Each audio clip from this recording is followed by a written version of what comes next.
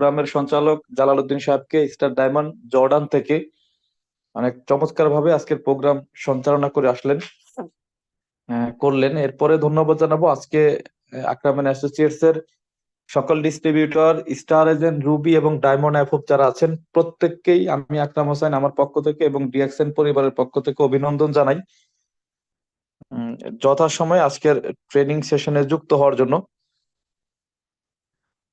শুক্রিয়া জ্ঞাপন করব মহান আল্লাহ তাআলার দরবারে, যার অশেষ রহমতে আমরা সুস্থ আছি এবং চমৎকার একটা প্রোগ্রামে যুক্ত হতে পেরেছি। এর জন্য আমরা প্রত্যেকেই একটু মন থেকে শুক্রিয়া আদায় করি, বলি আলহামদুলিল্লাহ। আর আমরা মিটিং এর শুরুতেই যে কাজটা করে থাকি বরাবরের ন্যায়, আমরা কন্টিনিউ সবসময় যেটা করে থাকি সেটা হচ্ছে যে আমরা কে কোন দেশ থেকে যুক্ত হয়েছি, কে কোন দেশ থেকে যুক্ত হয়েছে এটা একটু আমরা চ্যাট বক্সে লিখবো। আমরা যে বলি যে আমরা ওয়ান ওয়ার্ল্ড ওয়ান মার্কেট কনসেপ্টে কাজ করি বা আমাদের সিস্টেম, আমরা শুধু একটা দেশ কেন্দ্রিক নয়, আমরা বিভিন্ন দেশ থেকে বিজনেসটা করতে পারি। আমাদের কনসেপ্ট হচ্ছে one world one market concept. তা আমরা যে ওয়ান ওয়ার্ল্ড ওয়ান মার্কেট কনসেপ্টে আছি তার প্রুভমেন্ট কিন্তু এখানে হয়ে যাবে, তার প্রুভমেন্ট এখানে হয়ে যাবে। তো আমরা যেটা করব, আমরা একটু চ্যাট বক্সে লিখবো। আমরা সবাই যদি আমরা বাংলাদেশের হয়ে থাকি তাহলে আমরা আহ, লিখবো হচ্ছে কে কোন জেলা থেকে যুক্ত হয়েছি। আর যদি আমরা বাইরের দেশে থাকি বা অন্য দেশে থাকি তাহলে আমরা লিখবো হচ্ছে কে কোন দেশ থেকে আছেন, কে কোন দেশ থেকে আছেন দেশের নামটা লিখবেন। আর যদি আপনি বাংলাদেশে হন তাহলে আপনি বিভিন্ন জেলার নাম লিখবেন, মানে আপনি যে ডিস্ট্রিক্ট থেকে শুনছেন আমাদেরকে সেই ডিস্ট্রিক্টের নামটা লিখবেন। জি, অনেকেই লিখছে। আহ, জি, আমরা একটু লিখি।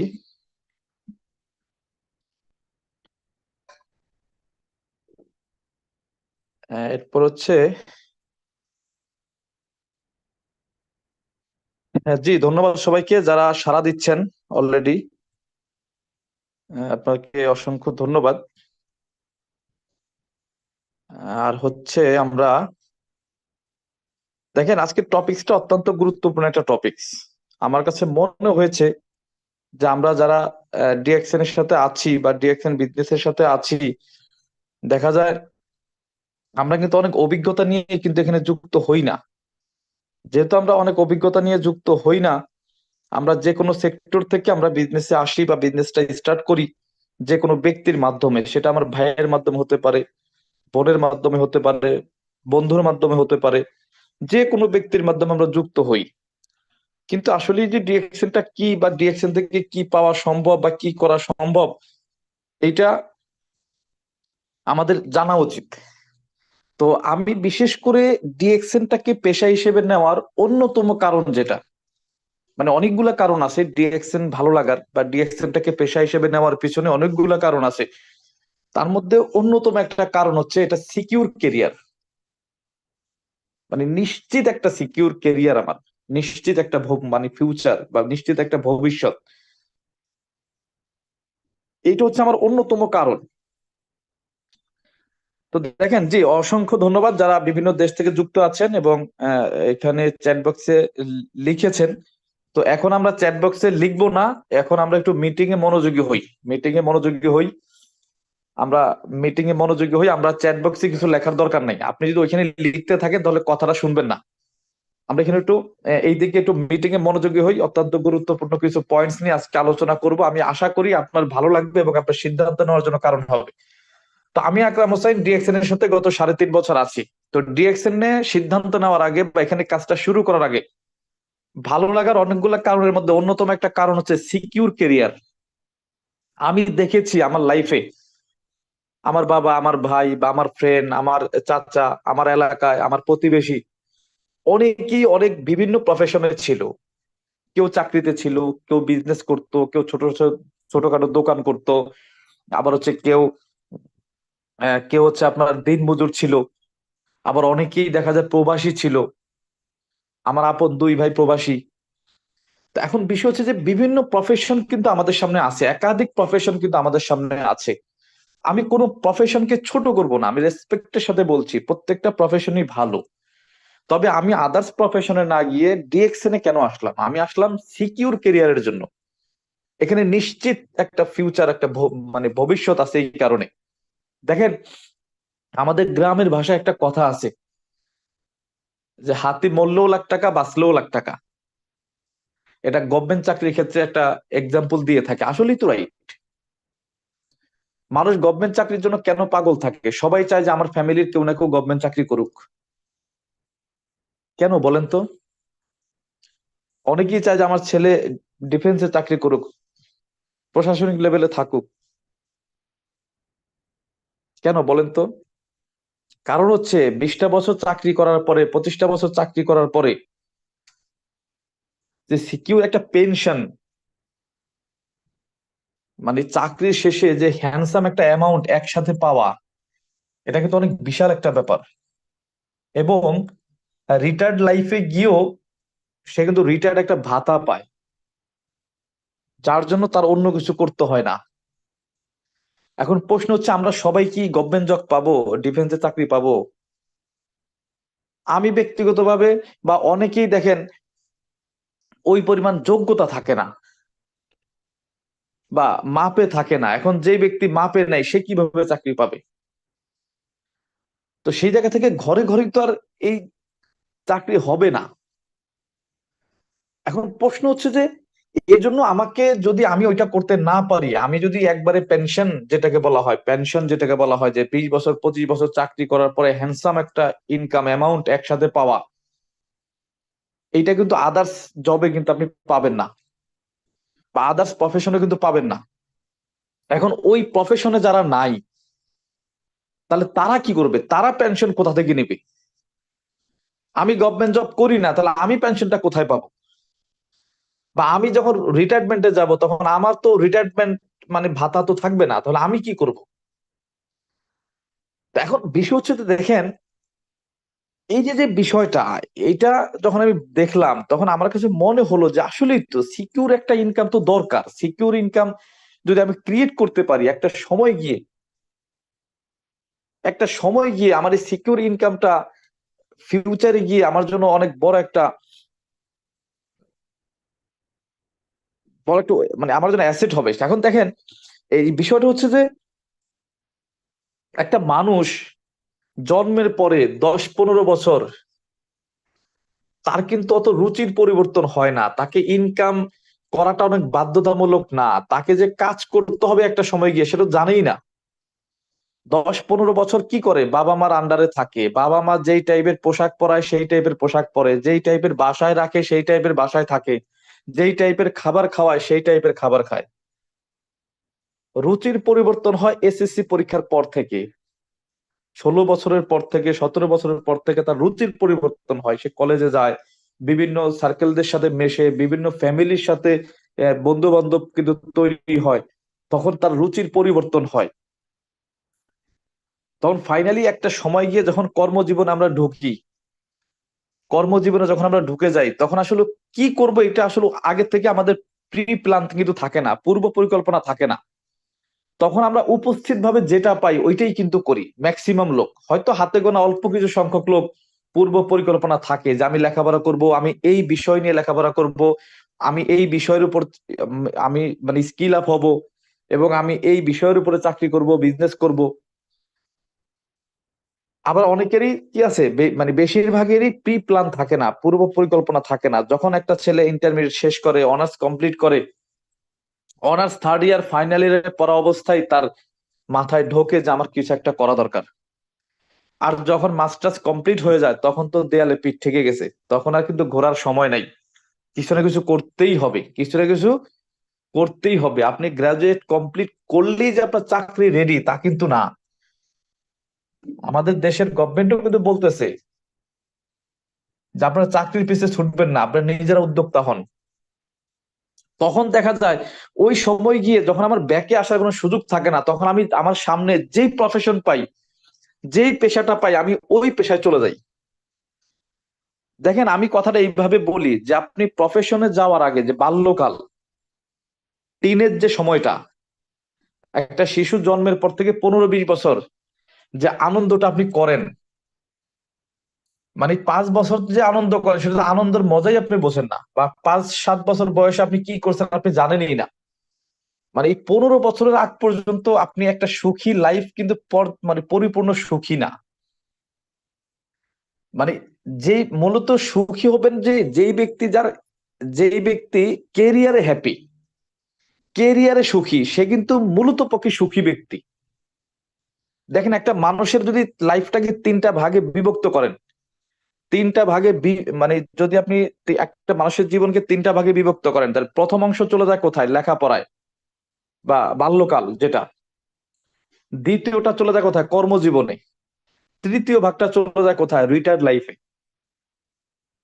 দেখেন তো জন্মের পর থেকে কর্মজীবনে যাওয়ার আগ পর্যন্ত আপনি কি করলেন কি করলেন না, আসলে ওইখানে প্রকৃতপক্ষ মানে ওইখানে আমি গিয়ে মূলত প্রকৃত সুখটা কিন্তু অনুভব করা যায় না। প্রকৃত সুখটা অনুভব করার বয়সই হয় আপনি কর্মজীবনে যাওয়ার পরে। তা আমার মতে যে কেরিয়ারটা মানে কর্মটা যদি আপনার পারফেক্ট হয়, তাহলে আপনি কর্মজীবনেও হ্যাপি এবং রিটায়ার্ড লাইফেও কিন্তু হ্যাপি। কর্মজীবনটা যদি আপনার সাকসেস না হয়, কর্মজীবনটা যদি আপনি ভালো একটা প্রফেশন চুজ করতে না পারেন, ভালো একটা স্যালারি, ভালো একটা কমিশন, ভালো একটা ইনকাম যদি করতে না পারেন, আপনি নিজের চাহিদা আপনি মিটাইতে পারবেন না, আপনার ফ্যামিলির চাহিদা আপনি মিটাইতে পারবেন না, আপনার বাবা মা, আপনার সন্তান, আপনার আত্মীয় স্বজন, আপনার সমাজের যে চাহিদা বা ডিমান্ড আপনার প্রতি বা দায়িত্ব, ওইটা কিন্তু আপনি পরিপূর্ণভাবে ফিল আপ করতে পারবেন না। তাহলে যদি আপনি কর্মজীবনে আনহ্যাপি হন, তাহলে আপনি নিজের যতটুকু যোগান ওইটুকু আপনি দিতে পারবেন না, ফ্যামিলির যোগান দিতে পারবেন না, পাড়া প্রতিবেশী, আত্মীয় স্বজন, সমাজের যে দায়িত্ব ওইটা আপনি পালন করতে পারবেন না। টেনে টুনি আপনি কর্মজীবনটা শেষ করলেন 20 বছর 30 বছর, এরপরে রিটায়ার্ড লাইফে যখন যাবেন তখন তো আরো কষ্ট। আপনি কর্মজীবনে যে কাজটা করছেন, যে ইনকাম করেছেন, ওইটা প্রতি মাসেরটা প্রতি মাসে শেষ। আপনি সেভিংস করতে পারেন নাই, আপনার কোনো পুঁজি নাই, আপনার কোনো ব্যাংক ব্যালেন্স নাই। বৃদ্ধ বয়সে আপনি কি করবেন? আপনি রিটায়ার্ড লাইফে চলে গেছেন, আপনার বয়স এখন 50, বয়স এখন 60, কি করবেন এখন বলেন তো? আপনার 2টা ছেলে বা 3টা ছেলে বা 2টা মেয়ে, তাদেরও দেখা যায় কেরিয়ারটা অত ইস্টাবলিশ না, অথবা ইস্টাবলিশড, কিন্তু আপনার ঝুলিতে কিছু নাই, আপনার হাতে কিছু নাই। আপনার ঝুলিতে বা আপনার হাতে যদি কিছু না থাকে, তখন কি আপনি চাইলেই একটা ভালো খাবার, একটা ভালো পোশাক, একটা ভালো জায়গায় আপনি যেতে পারবেন? একটা ভালো ডক্টর দেখাইতে পারবেন? তখন কি করতে হবে? মানে অন্যের কাছে হাত পাততে হবে, আপনার ছেলের কাছে, ছেলের বউয়ের কাছে, ছেলের কাছে যাবেন, ছেলের বউর কাছে পাঠাই দিবে, চাইবেন 500 দিবে 200। তখন চোখ দিয়ে পানি বেরোবে কিন্তু মুখে কিছু বলতে পারবেন না। মুখে কিছু বললে এই 200 তো পাবেন না। অর্থাৎ আমি যেটা বলার চেষ্টা করছি যে 25 বছরের পরে গিয়ে বা 20 বছরের পরে গিয়ে যখন আপনি কর্মজীবনে যাবেন, তখনও আপনি শখ আহ্লাদ পূরণ করতে পারেন নাই। কারণ আপনার বাবা মা, আপনার ফ্যামিলি, আপনার পরিবার, আপনার সন্তান, স্কুলের বেতন, বাজার সদাই, ঘর ভাড়া, বিদ্যুৎ বিল, এত ডিমান্ড, এত চাহিদা ফুলফিল করতে গিয়ে আপনি বেতনই পান 15,000 টাকা, খরচই 16,000 টাকা, বেতন পান 20,000 টাকা, খরচ 25,000 টাকা। আপনি কিন্তু আপনার স্বপ্ন পূরণ করতে পারেন নাই, আপনার শখ আহ্লাদ পূরণ করতে পারেন নাই, তারপরও টেনে টুনে জীবন যাপন করছেন, কারোর কাছে হাত পাততে হয় নাই। কিন্তু যখন আপনার এই টেনে টুনে 20টা বছর চলে যাবে, আপনার সারা জীবনের কর্ম দিয়ে, সারা জীবনের ইনকামের টাকা দিয়ে আপনার ছেলে মেয়েকে মানুষ করলেন, পরিবারের হাল টানলেন, কিন্তু একটা পর্যায়ে গিয়ে রিটায়ার্ড লাইফে যখন চলে যাবেন, তখন কিন্তু কর্মজীবনে থাকার মতো, মানে কর্মজীবনে যখন ছিলেন তখন আপনার চুল কাঁচা ছিল, টকবগে রক্ত ছিল, রক্ত গরম ছিল, স্কিন টান টান ছিল, আপনি একবেলা খেলেন আরেক বেলা না খেলেন সমস্যা নাই, অত অনুভব হয় নাই। কিন্তু যখন আপনি রিটায়ার্ড লাইফে চলে যাবেন, তখন ঘটনা কি ঘটবে? তাহলে কর্মজীবনে আপনি ফ্যামিলির চাহিদা পূরণ করতে গিয়ে আপনার সকাল্লাদ পূরণ করতে পারেন নাই, আবার রিটায়ার্ড লাইফে গিয়ে তখন আপনার হাতে কিছু নাই, ব্যাংক ব্যালেন্স করতে পারেন নাই, পুঁজি করতে পারেন নাই, সেভিংস করতে পারেন নাই। এখন অন্যের কাছে আপনার হাত পাততে হয়। আপনি আপনি যা চাবেন তা পাবেন না। 1,000 চাইলে 500 পান, 500 চাইলে 200 পান। তখন কিন্তু আসলে চোখের পানি ঝরা ছাড়া কিচ্ছু না। এখন প্রশ্ন হচ্ছে যে কর্ম লাইফে আপনি কষ্টে, রিটায়ার্ড লাইফে কষ্টে, এটার মূলত কারণটা কি? কর্ম লাইফে কি আপনি পরিশ্রম কম করতেছেন? 10 ঘন্টা পরিশ্রম করতেছেন না? 12 ঘন্টা পরিশ্রম করতেছেন না? 8 ঘন্টা পরিশ্রম করতেছেন না?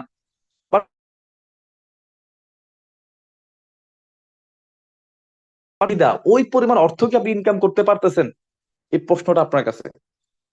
এবং আপনার ফ্যামিলি খরচ, আপনার সবকিছু আনুষঙ্গিক সব খরচ করার পরেই তো আপনি সেভিংস করবেন।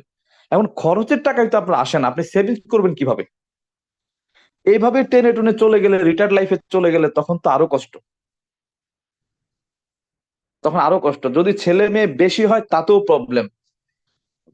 বড় ছেলের কাছে যাবেন, মেজো ছেলের কাছে পাঠাই দিবে, মেজো ছেলের কাছে যাবেন, ছোট ছেলের কাছে পাঠাই দিবে। আর ছেলে যদি একজন হয় এটাও প্রবলেম।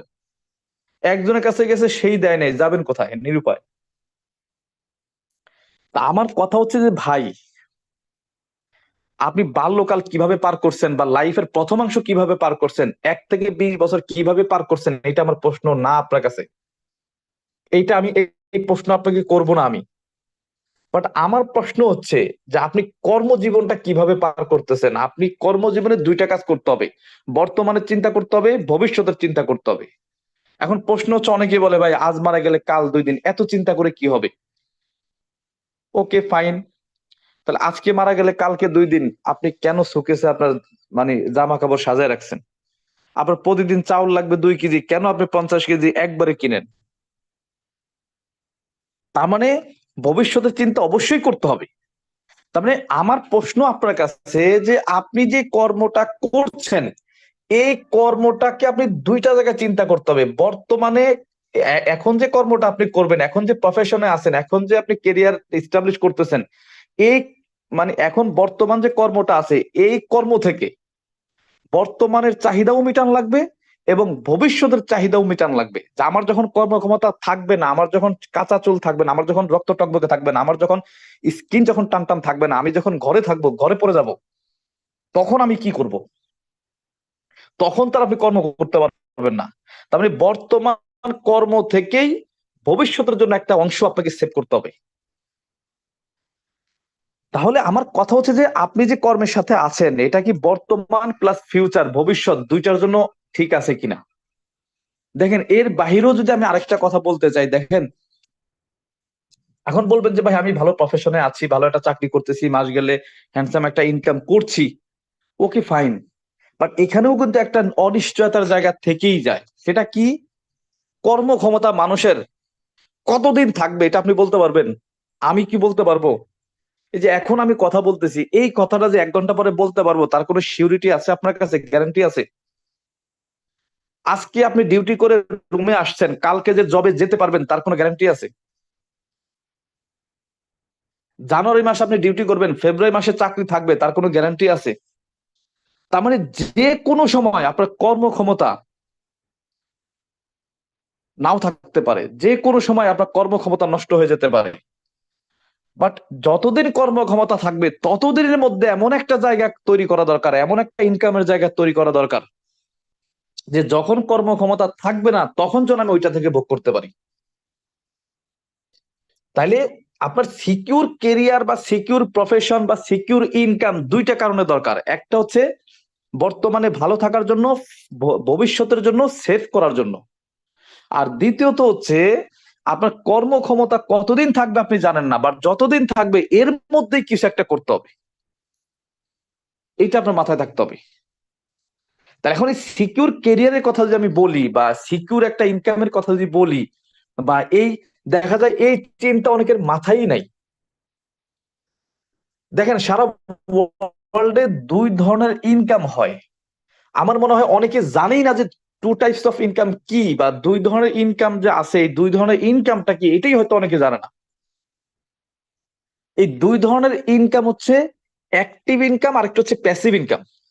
এটা আমি হালকা টাচ দিয়ে আমি সিকিউর ইনকামে যাব। যেমন হচ্ছে অ্যাক্টিভ ইনকাম এবং হচ্ছে প্যাসিভ ইনকাম। অ্যাক্টিভ ইনকামটা কি? অ্যাক্টিভ ইনকাম হচ্ছে আপনার সময়, শ্রম, মেধা যতদিন দিবেন, যতক্ষণ দিবেন ততদিন ইনকাম পাবেন, ততক্ষণ ইনকাম পাবেন। আপনার সময়, শ্রম দিতে পারবেন না, আপনি ইনকাম পাবেন না। অর্থাৎ কর্মক্ষমতা থাকবে আপনি ইনকাম পাবেন, কর্মক্ষমতা থাকবে না আপনি ইনকাম পাবেন না। মানে আপনি দিবেন আপনি পাবেন, আপনি দিবেন না আপনি পাবেন না, এটাকে বলা হয় অ্যাক্টিভ ইনকাম। এখন প্রশ্ন হচ্ছে অ্যাক্টিভ ইনকাম করে কারা? আমার আপনার চারপাশে যারা, আপনি চোখ বন্ধ করে তাকান, সবাই অ্যাক্টিভ ইনকাম করে। দিনমজুর অ্যাক্টিভ ইনকাম করে, দোকানদার অ্যাক্টিভ ইনকাম করে, চাকরিজীবী অ্যাক্টিভ ইনকাম করে, প্রবাসীরা অ্যাক্টিভ ইনকাম করে। অর্থাৎ আজকে ডিউটি করলে ইনকাম আছে, না করলে নাই। আজকে গাড়ি নিয়ে বের হইলে ইনকাম আছে, না করলে নাই। আজকে মাঠে গেলে ইনকাম আছে, না গেলে নাই। অর্থাৎ যতক্ষণ করবেন ততক্ষণ পাবেন, যতক্ষণ করবেন না ততক্ষণ পাবেন না। এটাকে কি বলা হয়? Active income. কি বলা হয় বলেন তো আপনারা? অ্যাক্টিভ ইনকাম বলা হয়। এবং আপনি সহ, আচ্ছা বলেন তো, এইখানে যারা মিটিং এ আছেন, কে কে অ্যাক্টিভ ইনকামে আছেন? ইয়েস বলেন। অ্যাক্টিভ ইনকামে কারা কারা আছেন? মানে আপনি কাজ করলে ইনকাম পান, কাজ না করলে ইনকাম পান না। আজকে কাজ করলে আজকের ইনকাম পান, জানুয়ারি মাসে ইনকাম করলে জানুয়ারি মাসের বেতন পান। আজকে কাজ না করলে আজকের বেতন পান না, জানুয়ারি মাস কাজ না করলে জানুয়ারি মাসের বেতন পান না।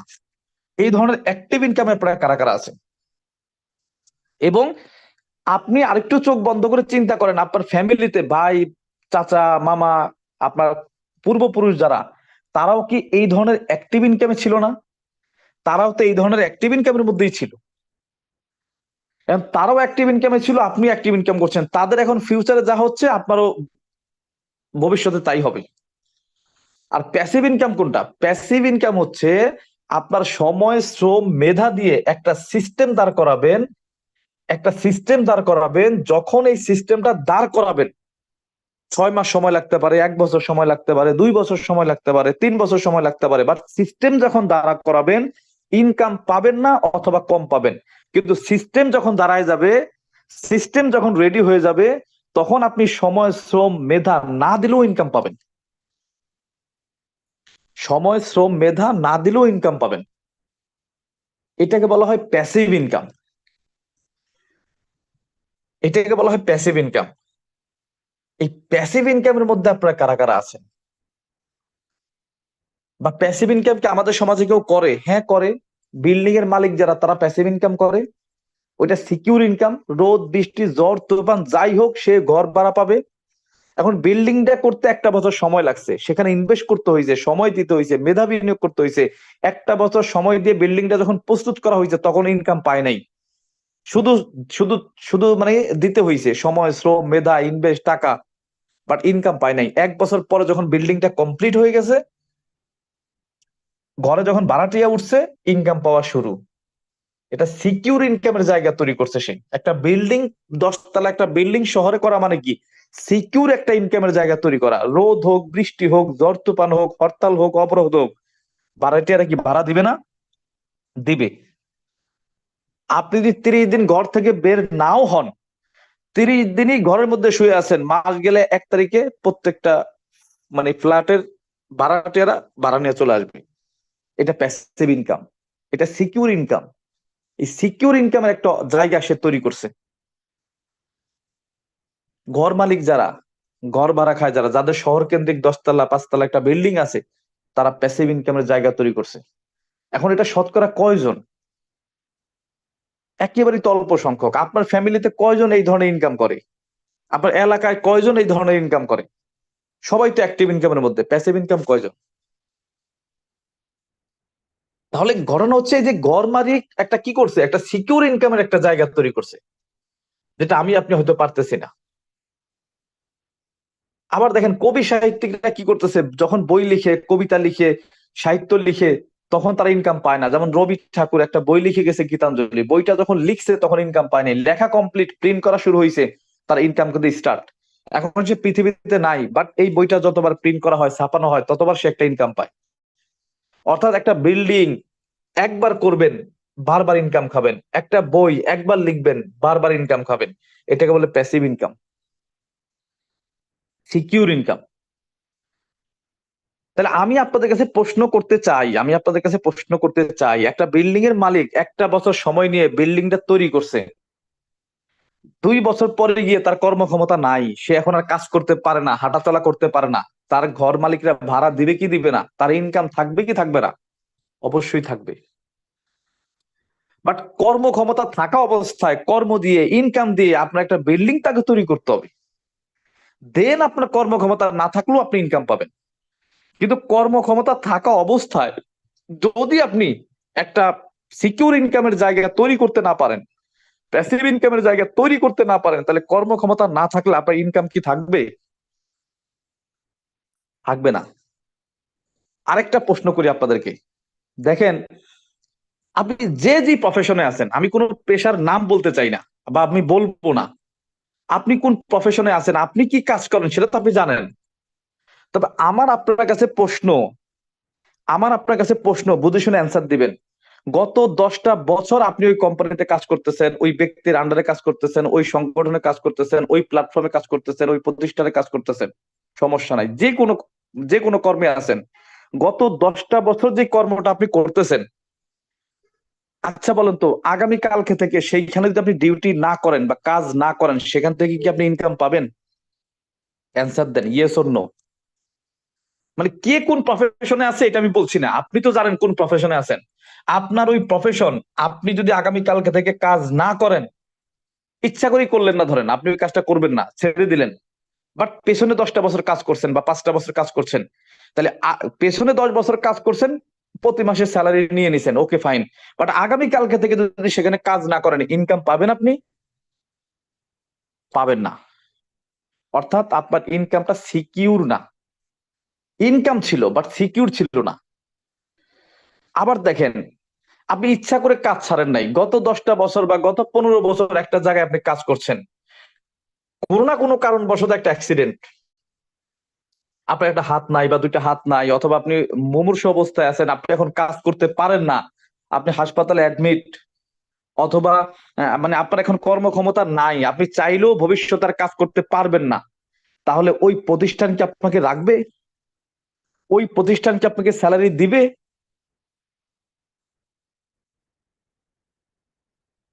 বলেন, ওই প্রতিষ্ঠান কি আপনাকে ইনকাম ইনকাম কি ইনকাম দিবে আপনাকে? দিবে না। তার মানে আপনি 10টা বছর কাজ করছেন, ওইখান থেকে একটা পারিশ্রমিক নিছেন, কাহিনী শেষ। এখন যদি আপনার কর্মক্ষমতা না থাকে, আপনি ইনকামটা পাবেন না। তার মানে আপনার ইনকাম ছিল বাট সিকিউর ছিল না। ইনকামটা সিকিউর না, যে আপনি সুসময় শুধু পাবেন, আপনার দুঃসময় ওইখানে আপনার দায়িত্ব নিবে না। আপনি দিতে পারলে সে আপনাকে ইনকাম দিবে, দিতে না পারলে ইনকাম দিবে না। তাহলে আমার প্রশ্ন হচ্ছে, তাহলে আমি কখন অসুস্থ হব আমি জানি না, কখন আমার কর্মক্ষমতা লেস হবে আমি জানি না। তাহলে কর্মক্ষমতা থাকা অবস্থায় যতদিন আমার কর্মক্ষমতা থাকবে, এর মধ্যেই আমাকে এমন কিছু করা দরকার যেন আমার কর্মক্ষমতা না থাকলেও আমি ইনকাম পাই, কর্মক্ষমতা না থাকলেও আমি ইনকাম পাই।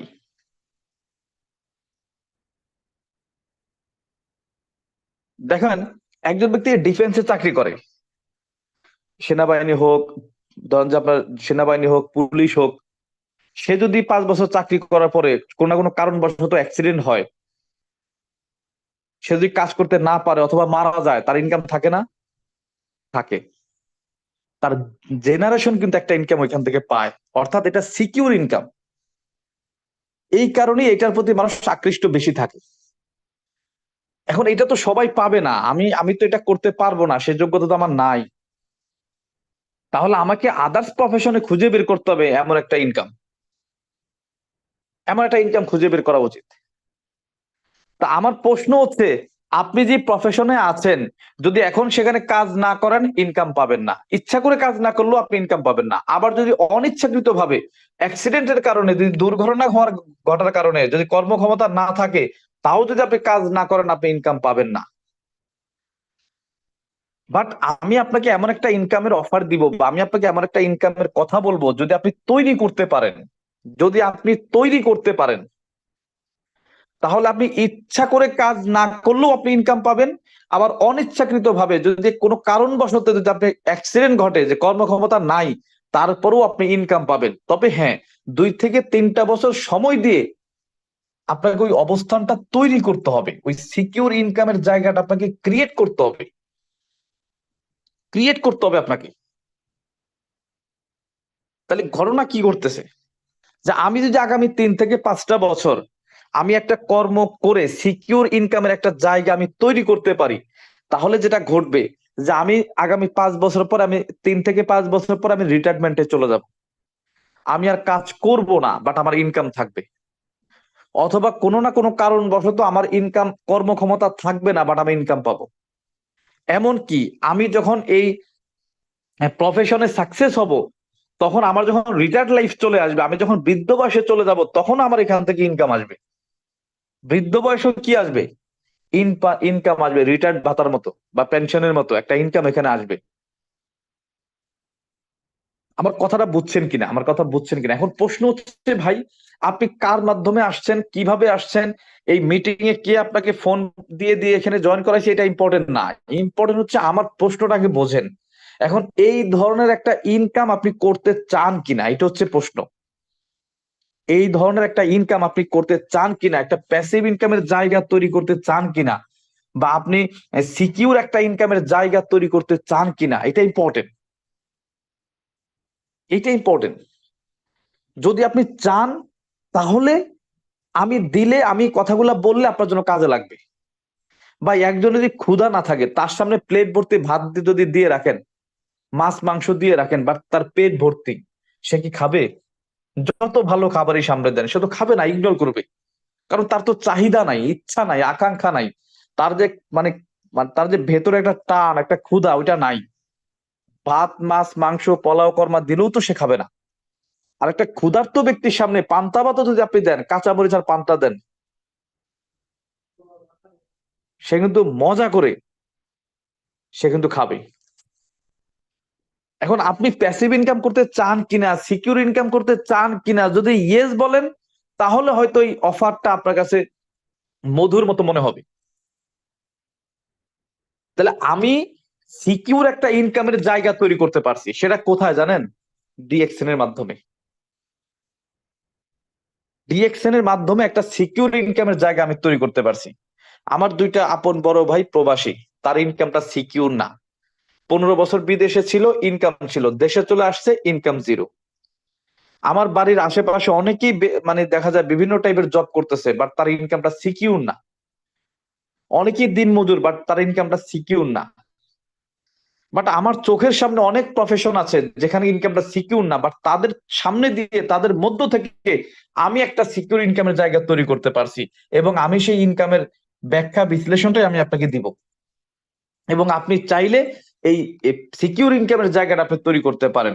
এটা আপনি দেশে থাকলেও পারবেন, বিদেশে থাকলেও পারবেন। এমনকি এমনকি আপনি যে প্রফেশনে আছেন, ওই প্রফেশনটা বাদ দেওয়া লাগবে না। ওই প্রফেশনের ঠিক রেখে, ওই প্রফেশনের পাশাপাশি আপনি সিকিউর ইনকামের জায়গা তৈরি করতে পারবেন। আপনি স্টুডেন্ট হন, সমস্যা নাই, লেখাপড়ার পাশাপাশি করবেন।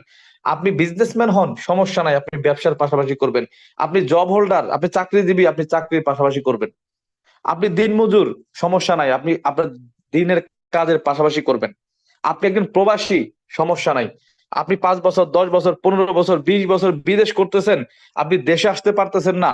দেশে এসে কি করবেন, এই অ্যান্সারটা আপনার কাছে নাই। আগামী 3টা বছর আপনি আমার সিস্টেমে কাজ করেন, আমার প্ল্যান মতো আপনি কাজ করেন। তাহলে আপনি প্রবাস লাইফে আপনার ডিউটির পাশাপাশি আগে পরে যে সময়টা পান, ওই সময়টা দিয়ে যদি আপনি কাজ করতে পারেন, আগামী 3 বছর পরে আপনি একটা সিকিউর ইনকামের জায়গা তৈরি করতে পারবেন। নির্দ্বিধায় আর নিঃসংকোচে আপনি দেশে আসতে পারবেন। দেশে আসার পরেও দেশে আসার পরেও আপনার ইনকাম বন্ধ হবে না। বাট কর্মটা করবেন আপনি সৌদি আরবে 3 বছর, কর্মটা করবেন আপনি মালয়েশিয়াতে, কর্মটা করবেন আপনি ইউরোপ আমেরিকাতে। বাট 3 বছর পরে যদি আপনি সিস্টেম দাঁড় করাইতে পারেন, 3 বছর পরে আপনি দেশে চলে আসলেও আপনার ইনকাম কন্টিনিউ থাকবে। এটাই হচ্ছে সিকিউর ইনকাম। আপনি কাজ করলেও ইনকাম আসবে, আপনি কাজ না করলেও ইনকাম আসবে। প্রশ্ন হচ্ছে ভাই, তাহলে সেই কাজটা কি? আমি তাহলে কি করেছি বলেন? আমি একটা সিকিউর ইনকামের জায়গা তৈরি করেছি, সেটা কি জানেন? আমি ডিএক্সএন নামক একটা কোম্পানির মাধ্যমে, ডিএক্সএন এর সাথে আমি যাত্রা শুরু করেছি 2020-এর জুন মাসে। 2020-এর জুন মাসে আমি কাজ শুরু করেছি। এই 3.5 বছরে, গত 3.5 বছরে আমি একটা সিস্টেম রেডি করছি, আমি একটা কাস্টমারের একটা নেটওয়ার্ক ক্রিয়েট করতে পারছি। যার কারণে আমি এখন রিটায়ার্ড লাইফ লিড করতেছি। আমি এখন আর্লি রিটায়ারমেন্টে আছি, 3.5 বছর পরে এখন আমি বাসায় আছি। আমাকে অফিসে যেতে হয় না, আমাকে ঘড়ি ধরে ডিউটি করতে হয় না। রিটায়ার্ড লাইফ আমি লিড করতেছি মাত্র 3.5 বছর বয়সে, মানে 3.5 বছর কাজ করে। এখন আমার কর্মক্ষমতা থাকলেও আমি ইনকাম পাই, আমার কর্মক্ষমতা না থাকলেও আমি ইনকাম পাবো, আমি মারা গেলেও ইনকাম পাবো। আমার আমি প্রশ্ন হচ্ছে মারা গেলে কিভাবে পাবেন? আমি পাবো না, আমার ফ্যামিলি পাবে, আমি যাকে নমিনি করে গেছি সে পাবে। তাহলে 3.5 বছর কাজ করে আমি যে মানে জোর গলায় আমি বলতে পারি যে এখন আমি কর্মক্ষমতা থাকলেও আমি ইনকাম পাবো, কর্মক্ষমতা না থাকলেও আমি ইনকাম পাবো, আমি যদি মারা যাই তারপরেও ইনকাম পাবো। বাট আপনি কি এই কথাটা বলতে পারেন আপনার প্রফেশন দিয়ে? পারেন না। তাহলে আমি এই জায়গাটা কিভাবে তৈরি করলাম? দেখেন, জাস্ট আমি একটা কাস্টমারের একটা নেটওয়ার্ক তৈরি করছি, আমি কাস্টমারের একটা মার্কেট ক্রিয়েট করছি। আমি কিভাবে ক্রিয়েট করছি? আমি যে কোম্পানিতে আছি, কোম্পানিটার নাম হচ্ছে ডিএক্সএন। এটা মালয়েশিয়ান একটা কোম্পানি। মালয়েশিয়াতে মাদার ফ্যাক্টরি, 8টা দেশে শাখা ফ্যাক্টরি, 200টা দেশে এদের কার্যক্রম আছে, অফিস প্লাস শোরুম আছে। এদের 350 থেকে 400 আইটেমের প্রোডাক্ট আছে, হেলথ, বেভারেজ, কসমেটিক, প্রসাধনী, রেগুলার। তাহলে আমি কি করেছি? আমি প্রথমত কোম্পানিতে একটা ডিসকাউন্ট কাট করেছি কারো না কারোর মাধ্যমে। কারো না কারোর মাধ্যমে আমি ডিএক্সএন এর একটা কার্ড বানিয়েছি, আইডি কার্ড করেছি বা ডিসকাউন্ট কার্ড করেছি। এই ডিসকাউন্ট কার্ডটা করার পরে আমি এই কোম্পানির কিছু প্রোডাক্ট পারচেস করে আমি ইউজ করেছি, প্লাস আমার ফ্যামিলি ইউজ করেছে। এখন 350 প্রোডাক্ট তো আর আমি একা ইউজ করতে পারবো না, বা 350 প্রোডাক্ট তো আর একবারে নিয়ে ইউজ করতে পারবো না। ওইখান থেকে 5 থেকে 10টা আইটেম আমি ইউজ করছি। তখন আমি দেখলাম যে না, প্রোডাক্ট গুলা ভালো। এই প্রোডাক্ট গুলা এতদিনে আমি ইউজ করতাম অন্য ব্র্যান্ডের, অন্য কোম্পানির, গত 20টা বছর, গত 25টা বছর এই সেম প্রোডাক্ট আমি অন্য কোম্পানি থেকে ইউজ করছি। সাবান, পেস্ট, শ্যাম্পু, কফি, লোশন, এই প্রোডাক্ট গুলো আমি অন্য ব্র্যান্ডের ইউজ করেছি গত 20 বছর। বাট এই সেম প্রোডাক্টটাই এখন আমি ডিএক্সএন থেকে পারচেস করছি, ইউজ করছি। যে দেখলাম যে না, আগের প্রোডাক্ট থেকে এখনকার প্রোডাক্ট গুলা ভালো, ডিএক্সএন এর প্রোডাক্ট গুলা ভালো, এটা উপকার পাওয়া যায়, প্রোডাক্ট কথা বলে। তখন আমাদের কোম্পানি বলতেছে ভাই, আপনি প্রোডাক্ট গুলা ব্যবহার করে যদি উপকৃত হন, এই প্রোডাক্টটাকে বেসমেন্ট করে আপনি চাইলে ওয়ার্ল্ড ওয়াইড একটা নেটওয়ার্ক তৈরি করতে পারেন, একটা সিকিউর ইনকামের জায়গা তৈরি করতে পারেন, একটা প্যাসিভ ইনকামের জায়গা তৈরি করতে পারেন। তাহলে মানে এখানে অফারটা কত সহজ অফার না, একবার সিম্পল একটা অফার না? যে আমি একটা কোম্পানিতে ডিসকাউন্ট কাট করে 10 থেকে 15টা আইটেম বা 5 থেকে 10টা আইটেম প্রোডাক্ট আমি ইউজ করতেছি, ইউজ করে আমি উপকৃত হচ্ছি বা আমি বেনিফিট পাচ্ছি। এখন আমি আমি মানে ইনকামের আশায় না, আমি আমার প্রয়োজনে এই প্রোডাক্ট গুলো এতদিন ব্যবহার করতাম, এখনো করব, ভবিষ্যতেও করব। এই প্রোডাক্ট গুলা ইউজের মাধ্যমে যদি আমার কাছে বেটার মনে হয়, এই প্রোডাক্টটাকে বেসমেন্ট করে আমি চাইলে একটা কাস্টমারের নেটওয়ার্ক তৈরি করতে পারি। এখন কিভাবে? প্রশ্ন হচ্ছে ভাই, আমি যে পেস্ট ইউজ করি, আমার আশেপাশে পরিচিত যারা আছে তারা কি পেস্ট ইউজ করে না? আমি মুসলিম বাট আমার হিন্দু একটা ফ্রেন্ড আছে, সে কি পেস্ট ইউজ করে না? আপনারা যারা প্রবাসী আছেন, আপনি পেস্ট ইউজ করেন, বাট আপনার রুমমেট ফিলিপাইনি, নেপালি, সুদানি, মাসরি, ইয়েমেনি, ইন্ডিয়ানি, পাকিস্তানি, তারা কি পেস্ট ইউজ করে না? অর্থাৎ যাদের মুখে দাঁত আছে তাদের তো পেস্ট ইউজ করতে হবে।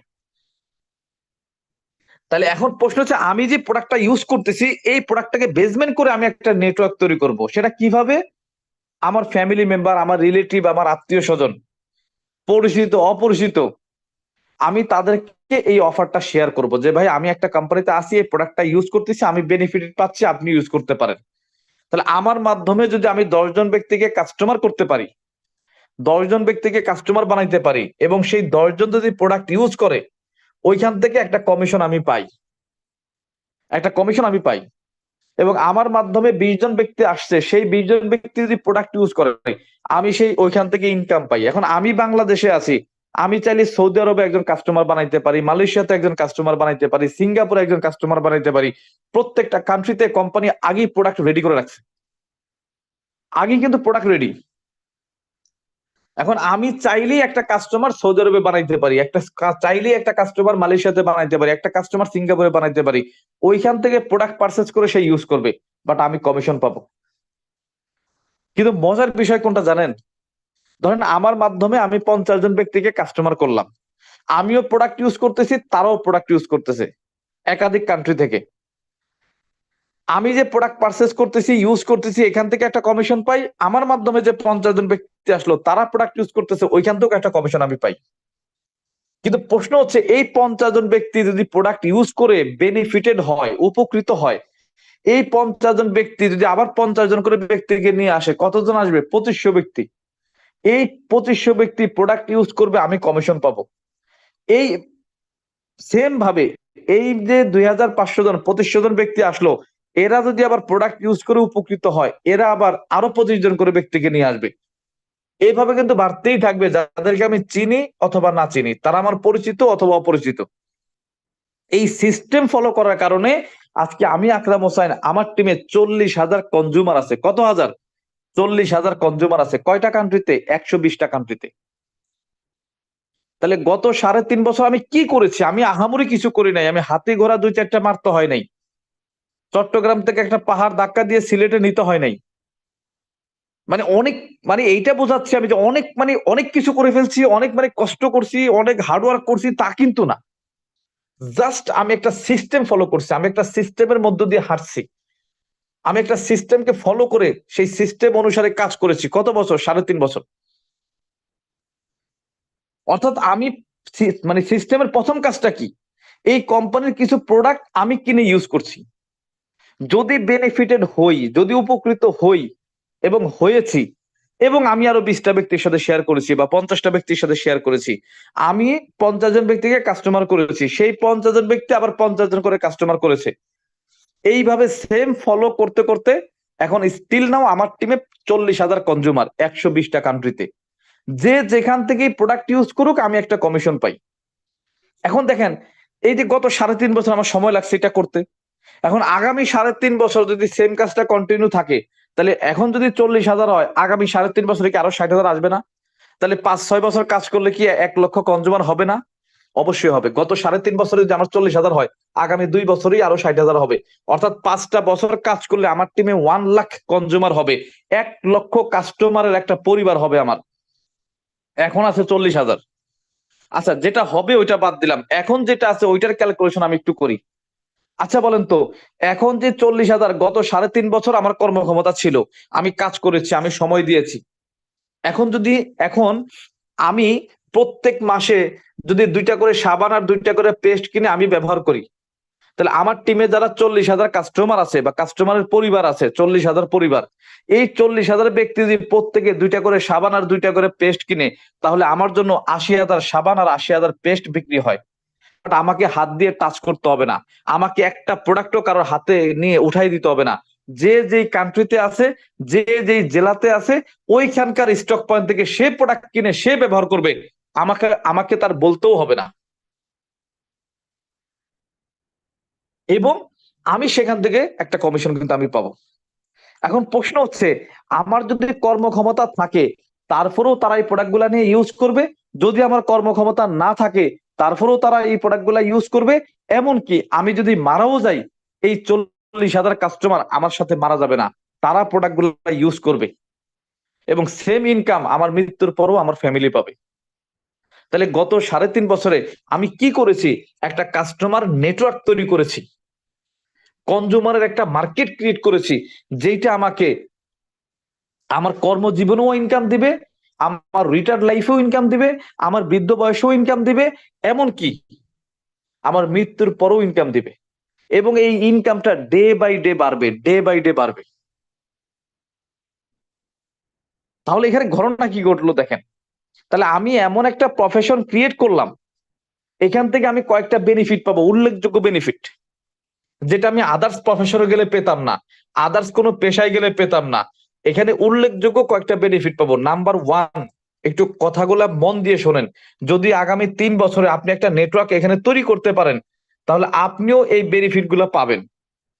যদি আগামী 3 বছর আমার মতো পরিশ্রম করে আপনি একটা মার্কেট এখানে ক্রিয়েট করতে পারেন, একটা নেটওয়ার্ক, কনজিউমারের একটা নেটওয়ার্ক যদি আপনি তৈরি করতে পারেন, তাহলে এই বেনিফিট গুলো আপনি নিজেই পাবেন।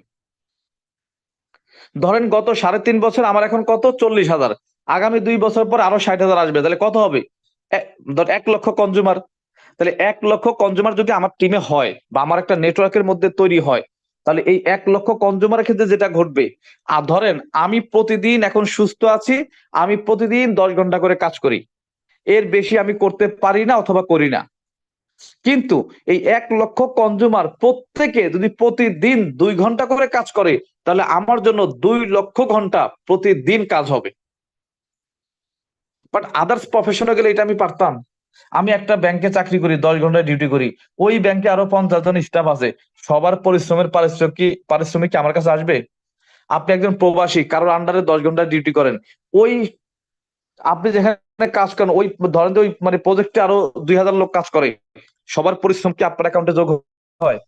না। বাট আমি যে সিস্টেমটা দাঁড় করিয়েছি, আমি কাজ করি 10 ঘন্টা, কিন্তু প্রত্যেকে 2 ঘন্টা করে কাজ করলে 1 লক্ষ কনজিউমার যদি থাকে, তাহলে 2 লক্ষ ঘন্টা আমার অ্যাকাউন্টে যোগ হবে। এখন এটা আমি জীবিত থাকলেও হবে, আমি অসুস্থ থাকলেও হবে, এমনকি আমি মারা গেলেও হবে। কত চমৎকার একটা সিস্টেম, আপনি চিন্তা করছেন? একবার ভেতর থেকে ফিল করে দেখছেন? আচ্ছা, দ্বিতীয় বেনিফিটটা কি? আমাকে কোথাও দোকান দিতে হবে না, কোথাও আমাকে শাটার খুলতে হবে না, আমাকে অ্যাডভান্স করতে হবে না, আমাকে 8টা টু 8টা দোকানে ডিউটি করতে হবে না। যদি 1 লক্ষ কনজিউমার আমার আন্ডারে হয়, তাহলে আমি যদি প্রত্যেক মাসে একটা করে মানে 2টা করে সাবান আর 2টা করে পেস্ট আমি ইউজ করি, তাহলে 1 লক্ষ কাস্টমার 2টা করে সাবান আর 2টা করে পেস্ট যদি ইউজ করে, তাহলে আমার মাধ্যমে 2 লক্ষ সাবান আর 2 লক্ষ পেস্ট বিক্রি হবে। এটা তো 2টা আইটেমের কথা বললাম, এই ধরনের আইটেম কিন্তু আরো অনেক আছে। 2টা বেনিফিট গেল। 3 নাম্বার বেনিফিট কি? আসেন, যদি আমি অসুস্থ হই, ধরেন আগামী 2 বছর পরে আমি অসুস্থ, আমি কাজ করতে পারি না, কর্মক্ষমতা নাই, বাট এই 1 লক্ষ কনজিউমার, তারা কি সবাই আমার সাথে একই দিনে একই টাইমে অসুস্থ হবে? হবে না।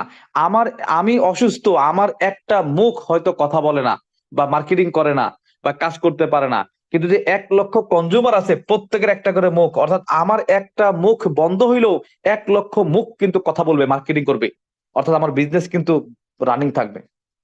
আমার 2টা হাত হয়তো কাজ করতে পারবে না, আমি অসুস্থ, কর্মক্ষমতা নাই, আমার 2টা হাত হয়তো কাজ করবে না, কিন্তু আমার টিমে যে 1 লক্ষ কনজিউমার থাকবে বা মার্কেটিয়ার থাকবে, এই 1 লক্ষ ব্যক্তির 2টা করে হাত আছে। তাহলে 1 লক্ষ ব্যক্তির 2টা করে হাত থাকলে 2 লক্ষ হাত কিন্তু কাজ করবে। আমার 2টা হাত হয়তো অকেজো, কাজ করবে না, বাট 2 লক্ষ হাত কিন্তু কাজ করবে, বাট এই পারিশ্রমিকটা কিন্তু আমি পাবো। তার মানে আমি যদি, নাম্বার 4, আমি যদি মারাও যাই, আমি ধরেন মারা গেছি আগামী 2 বছর পরে, আল্লাহ না করুক আমি পৃথিবীতে নাই, কিন্তু আমার সাথে কি 1 লক্ষ কাস্টমার কি মারা যাবে? মারা যাবে না। অর্থাৎ তারা কিন্তু থাকবে, অর্থাৎ আমার মৃত্যুর পরেও ইনকামটা আমার ফ্যামিলি পাবে। কত চমৎকার একটা সিস্টেম, একবার চিন্তা করছেন? আপনি কার মাধ্যমে আসছেন এটা বড় কথা না, কোথায় আসছেন এইটা একবার চিন্তা করে দেখেন।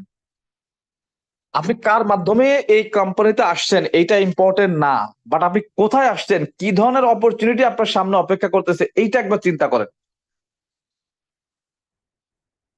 দেখেন, বাংলাদেশে অনেক বড় একটা কোম্পানি আছে, সেটা কি বলেন তো?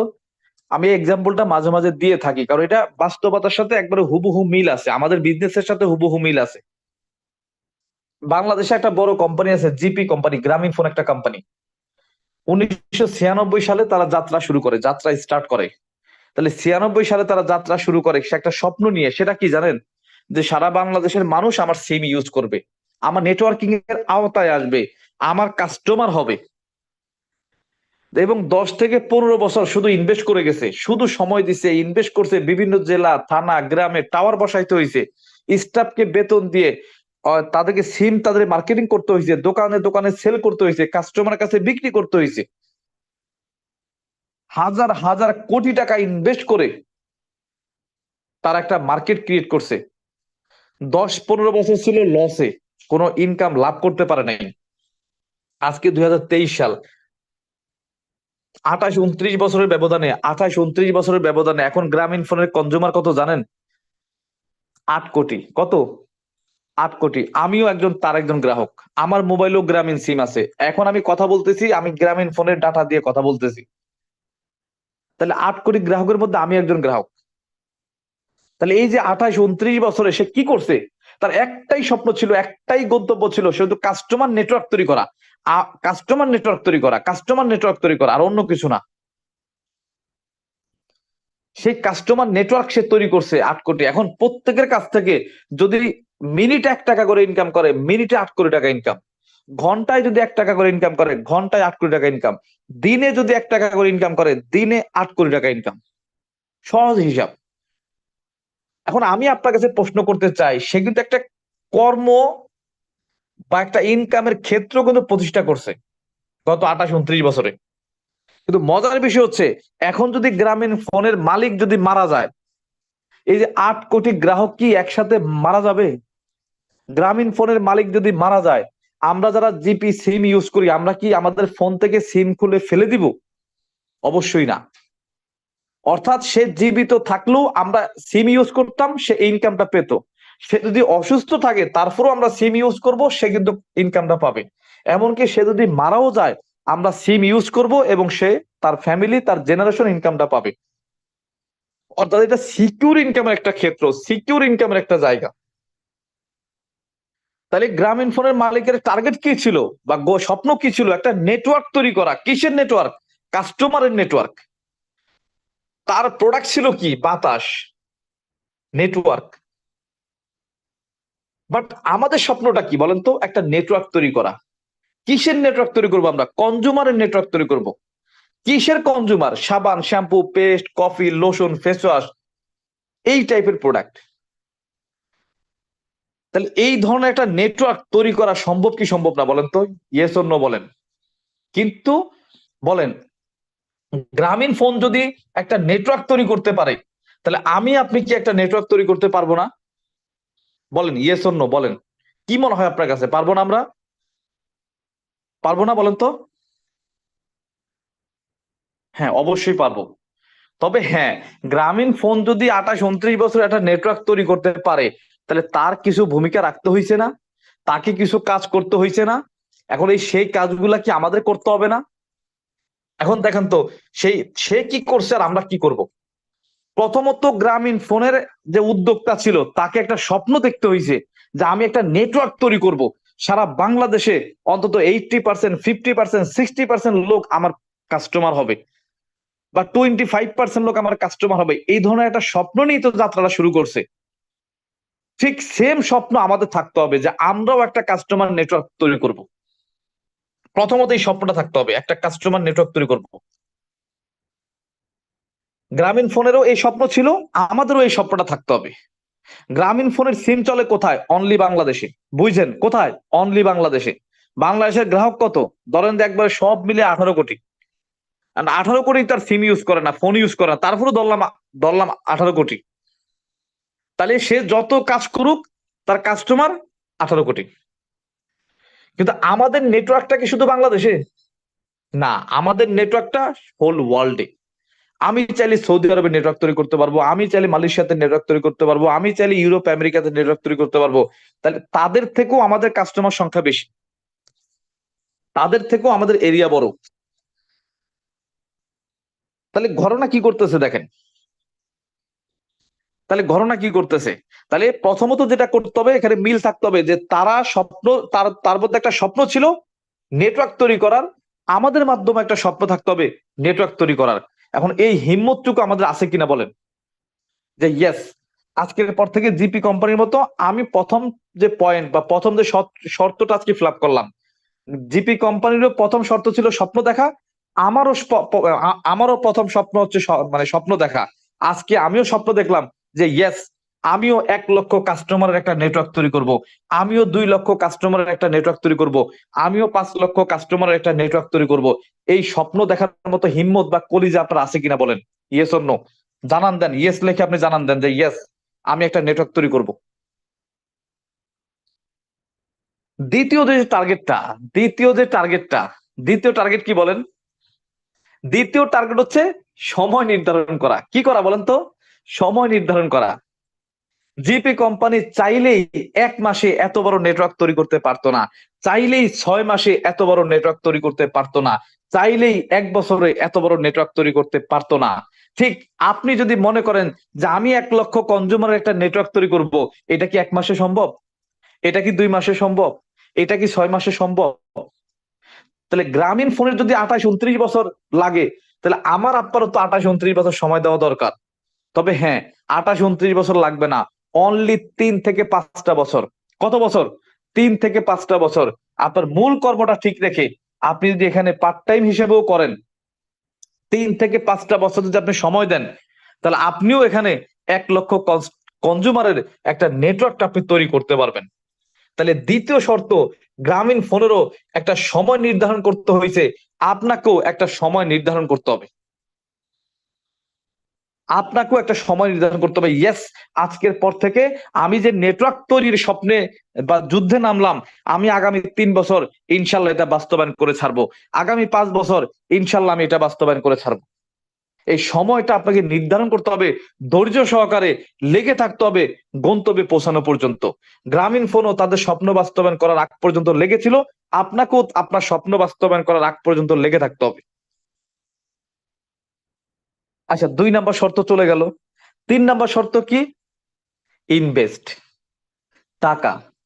জিপি কোম্পানি কত ইনভেস্ট করছে আমি জানি না। আপনি আপনি আইডিয়া করেন তো, জিপি কোম্পানি কত টাকা ইনভেস্ট করছে বলেন তো আপনি। আপনারা বলেন, কত টাকা ইনভেস্ট করছে জিপি কোম্পানি? আজকে যে তাদের 8 কোটি গ্রাহক, 1996 সাল থেকে শুরু করে আজকে 28-29 বছর, তাদের কত টাকা ইনভেস্ট বলতে পারবেন? বলেন তো দুই একজন। এক ভাই লেখছে, রাজু আহমেদ ভাই লেখছে কোটি কোটি টাকা। জি, এরপরে কে বলবেন? আসলেই তাই। এক 1,000 কোর, এক ভাই লেখছে 1,000 কোটি। এক ভাই লেখছে আমি বলতে পারবো না। আসলেই তাই, এখানে হাজার হাজার কোটি টাকা কোম্পানি ইনভেস্ট করছে, বিলিয়ন মিলিয়ন টাকা ইনভেস্ট করছে কোম্পানি, ইনভেস্ট করছে। এখন আমি যদি আপনাকে বলি ভাই 1,000 কোটি টাকা ইনভেস্ট করেন, পারবেন আপনি? আমি যদি বলি আপনাকে 100 কোটি টাকা ইনভেস্ট করেন, পারবেন আপনি? এই জায়গাটাই হচ্ছে ডিফারেন্স। জিপি কোম্পানি হাজার হাজার কোটি টাকা ইনভেস্ট করছে, আপনাকে এখানে 1 টাকাও ইনভেস্ট করতে হবে না, 1টা টাকাও আপনাকে ইনভেস্ট করতে হবে না। এইটাই হচ্ছে মানে জিপি কোম্পানির সাথে আমার পার্থক্য। আমাকে এখানে ইনভেস্ট করতে হবে না। তাহলে এখানে কি করতে হবে? জাস্ট ইনভেস্টের জায়গায় যদি আপনি যান, তাহলে গ্রামীণ ফোন হাজার হাজার কোটি টাকা ইনভেস্ট করছে, আপনাকে এত টাকা ইনভেস্ট করতে হবে না। আপনি জাস্ট আপনার দৈনন্দিন জীবনে আপনি এবং আপনার ফ্যামিলিতে যে প্রোডাক্ট গুলা লাগে, অন্য কোম্পানিটা না কিনে এই কোম্পানির প্রোডাক্টটা কিনে ইউজ করবেন। এটা আপনি ইনভেস্টও ধরতে পারেন, আবার খরচও ধরতে পারেন। তবে ইনভেস্ট ধরতে পারবেন না কি কারণে? আপনি যদি ডিএক্সএন নাও করেন, ডিএক্সএন এর প্রোডাক্ট নাও কিনেন, আপনি কি অন্য কোম্পানির সাবান কিনবেন না? ওইটা কি ইনভেস্ট? আপনি কি অন্য কোম্পানির পেস্ট কিনে দাঁত মাজবেন না? এটা কি ইনভেস্ট? আপনি অন্য কোম্পানির চা কফি খাবেন না? ওইটা কি ইনভেস্ট? আপনি বাসায় চাউল কিনে খান, এটা কি ইনভেস্ট? না, এটা খরচ, এটা আপনার লাগবে। বাট ওই খরচের খাতটাকে একটু ডাইভার্ট করবেন, মানে অন্য কোম্পানিটা না করে এই কোম্পানি থেকে কিনবেন, এই কাজটুকু আপনি করবেন। এইটা পারা যাবে কিনা বলেন? Yes or no? ইনভেস্ট করতে হবে না, জাস্ট আপনার দৈনন্দিন জীবনের প্রোডাক্ট গুলো এখান থেকে কিনে খাবেন। আর 4 নাম্বার একটা কাজ আছে, সেটা কি বলেন তো? 4 নাম্বার একটা কাজ আছে, সেটা কি? তাহলে প্রথমত হচ্ছে স্বপ্ন দেখা, নেটওয়ার্ক তৈরি করার। দ্বিতীয়ত সময় নির্ধারণ করা, ধৈর্য সহকারে গন্তব্যে পৌঁছানো পর্যন্ত লেগে থাকা। 3 নাম্বার ইনভেস্ট করা। বাট জিপি কোম্পানি ইনভেস্ট করছে, আমরা ইনভেস্ট করবো না, এটা আমরা স্কিপ করলাম, এটা আমাদের লাগবে না। নাম্বার 4, নাম্বার 4 সেটা কি বলেন তো? প্রচারণা করা। সে যদি সিম তৈরি করে কোন একটা গোডাউনে বসে থাকতো, আর জিপি কোম্পানির সে, তার ওয়াইফ, তার ভাই, তার বোন সিম ইউজ করতো, তাহলে এত বড় নেটওয়ার্ক তৈরি হইতো? তাহলে নেটওয়ার্ক তৈরি করার জন্য কি করতে হবে? শেয়ার করতে হবে, প্রচারণা করতে হবে, জানান দিতে হবে। দেখেন, মোড়ে মোড়ে ছাতা নিয়ে বসে মাইকিং করতেছে, 1 জিবি কিনলে 2 জিবি ফ্রি, 45 টাকা লোড দিলে সিম ফ্রি। কি এটা কি প্রচারণা করে না? লিফলেট দেয় না, বিলবোর্ড দেয় না, দোকানে দোকানে সাইনবোর্ড লাগানো থাকে না? বলেন তো, মাইকিং করে না?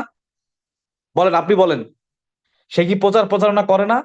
এত বড় কোম্পানি, এত ব্র্যান্ডিং কোম্পানি, এত টাকা ইনকাম, এখনো প্রচারণা করে।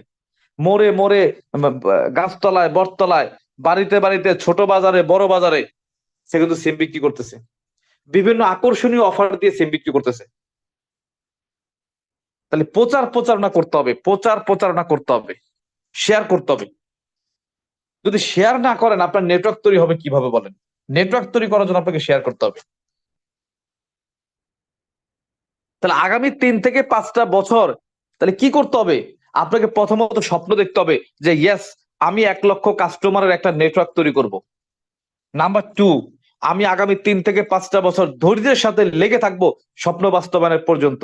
নাম্বার 3, আমাকে ওই কোম্পানির মতো এত ইনভেস্ট করতে হবে না, বাট আমার দৈনন্দিন জীবনের প্রোডাক্ট গুলো আমি এখান থেকে নিয়ে ইউজ করব।